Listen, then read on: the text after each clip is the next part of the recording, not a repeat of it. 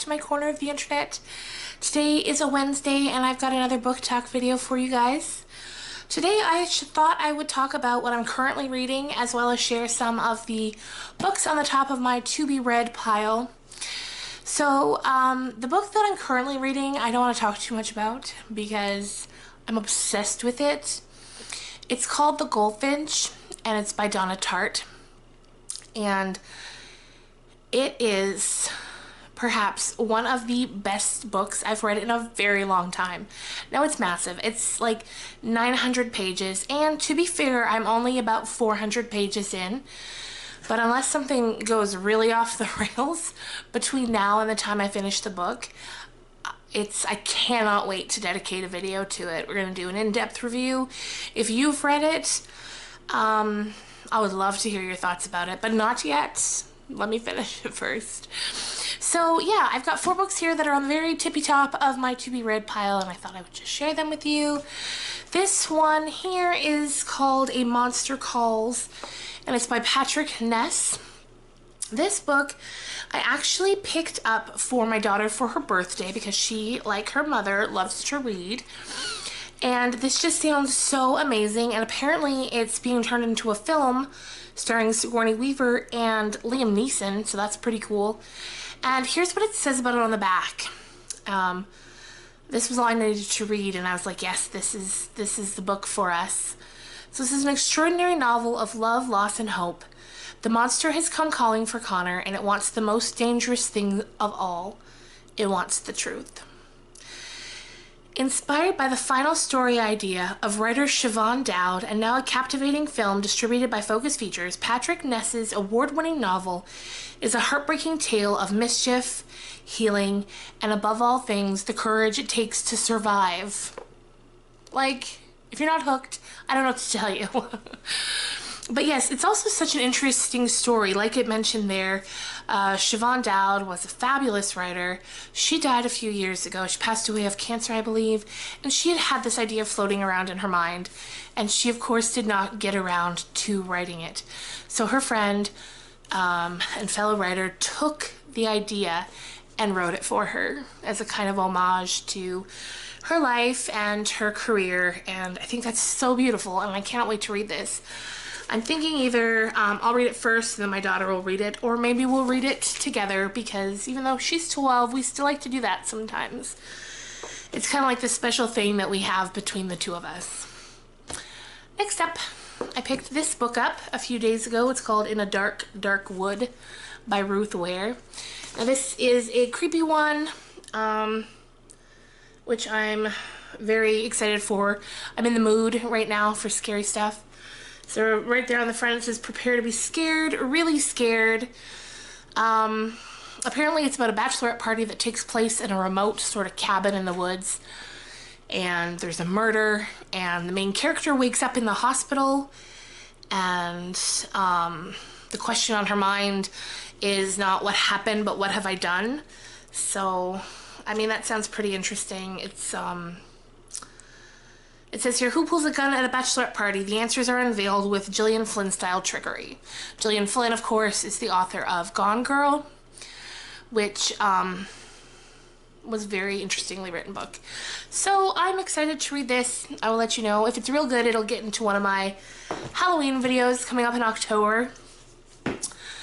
The next one, this is my mom's book, and I was at her house and I saw it sitting on the table, and she was like, do you want to read it? And I was like, yes, I do, because this is called The Dog Who Saved Me.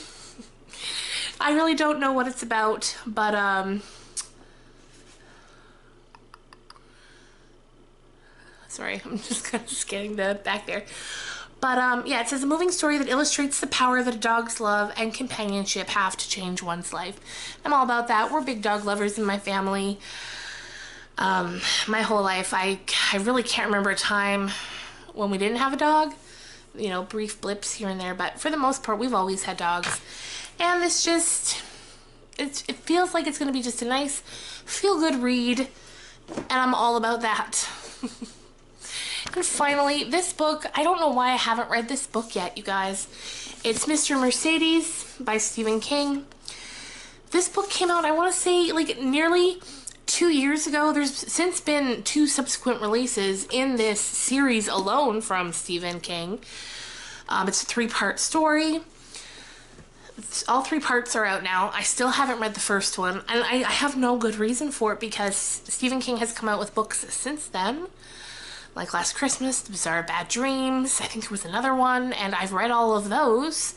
But for whatever reason, I just haven't picked this one up yet, and it had dwindled its way down to the bottom of the to-be-read pile. So today, when I was eyeballing that pile, I thought to myself, no, it's time to move it up. It's time to get on with this, and maybe I'm gonna love it. I don't know why I think I'm not going to. It's a mystery.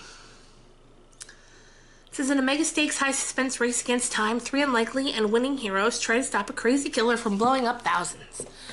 Sounds intriguing, so I'm gonna get to it. I'm gonna get to it, you guys, and see what all the fuss is about, and then hopefully move on to the other 2 in the series. And I believe it's being made into a TV show. Although I don't know if that's gonna still be going ahead, because if I remember correctly, Anton Yelchin was supposed to be starring in it, and of course he's the young actor from the new Star Wars movies who passed away over the summer. So honestly, I haven't heard anything about that since then. I'll have to look into that. But yes, there we go. That's my to-be-read pile, plus my what I'm currently reading. The one I'm currently reading is so good. So good. I'll just give you kind of a brief synopsis about it. It's about a young boy. We start off, he's, I believe, 14 years old, and his mother dies in kind of a freak accident. A terribly tragic accident, but a freak accident in that the chances of them being where they were when it took place and the event taking place at all is extremely unlikely. So, she's killed. He's sent to live with a wealthy family friends, and because he doesn't really have any other family, his father left. His grandparents are old, and you know, they can't take care of him, and he doesn't know them at all. They're virtually strangers. So the story just is about his life after that. And like I said, it's big, 900 pages, and the pacing is so good. There's not a minute that's wasted. There's not a line that's not put to good use, and that is so impressive, especially when you consider the length of the book. So, yes, that is, like I said, I'm going to be dedicating an entire video to this book once I'm done, which will hopefully be not next Wednesday, but the following Wednesday, which will be right before we flip over into October and the scary book videos begin. So that is it for today, you guys. I hope your week's going great. I hope you're enjoying the fall weather, whatever that means for wherever you live. Thank you guys so much for watching. Please subscribe if you haven't already, and I will see you guys again on Friday. Bye.